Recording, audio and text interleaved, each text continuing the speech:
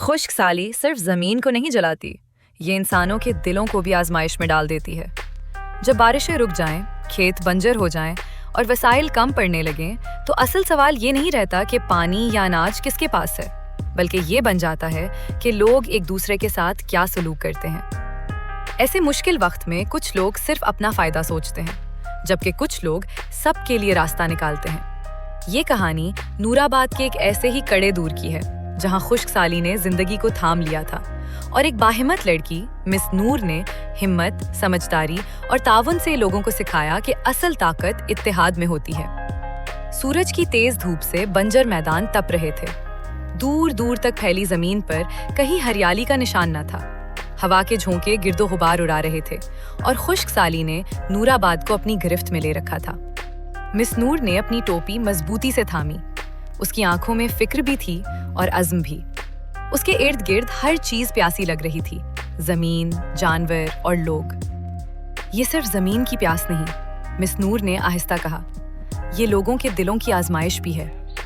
कस्बे के दाखिली रास्ते पर एक तख्ती लटक रही थी, नूराबाद में खुशामदीद, वसाइल सिर्फ ताकतवरों के लिए। ये तख्ती नई थी और खतरनाक भी।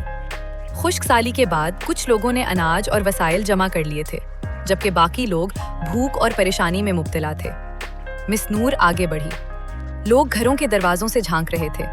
कुछ की आंखों में उम्मीद थी, कुछ में शक। जनरल स्टोर के सामने मिस नूर रुक गई। अंदर बहस जारी थी।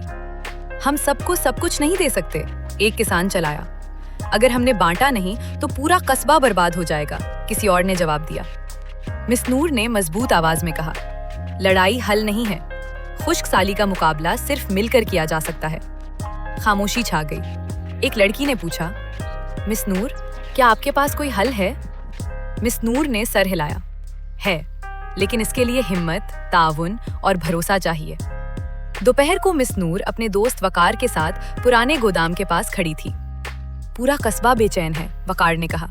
लोग एक दूसरे पर इल्जाम लगा रहे हैं। मिस नूर ने जवाब दिया, खुश्क साली जमीन को नहीं, लोगों को तोड़ती है। अगर हमने अभी कुछ ना किया तो हालात मजीद खराब हो जाएंगे। उसने एक नक्शा निकाला। अगर हम जखीरा शुदा अनाज, पानी और वसाइल मुनज़्ज़म तरीके से बांटें और सब मिलकर जमीन की बहाली के लिए काम करें तो हम इस बुहरान से निकल सकते हैं। वकार ने कहा, यह आसान नहीं होगा, लोग डरते हैं। मिस नूर मुस्कुराई, तो हमें दिखाना होगा कि ताउन नुकसान नहीं, निजात है। नजीर, कस्बे का सबसे बड़ा जमींदार, सबसे ज्यादा जखीरा रखता था। तुम भी लेने आई हो? उसने सख्त लहजे में कहा। नहीं, मिस नूर ने सुकून से जवाब दिया, मैं हल लाने आई हूं। कुछ लम्हों बाद नजीर बोला, अगर पूरा कस्बा जिम्मेदारी ले तो मैं ताउन करूंगा। रात को किसी ने जखायर खराब करने की कोशिश की। खौफ फैल गया।